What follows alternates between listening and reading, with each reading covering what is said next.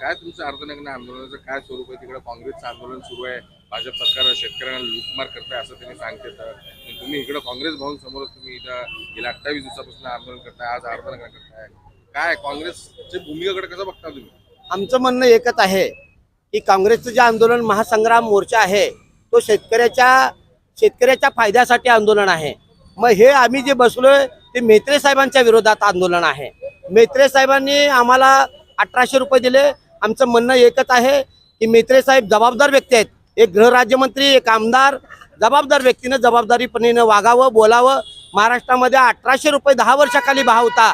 आज त्यांनी 2023चा आम्ही पैसे मागतोय. 2700 रुपये त्यांनी लिहून दिलं होतं. 2700 रुपये त्यांनी आमचं परिपत्र काढलं होतं कारखान्याचं. 2700 रुपये शेतकऱ्यांना अदा केलं या ह्याच्यामध्ये. आज आम्हाला म्हणतात की 1800 रुपये घ्या आणि उठा. आम्ही जोपर्यंत 2700 रुपये बिल मिळत नाही तोपर्यंत आम्ही या ठिकाणावर उठणार नाही.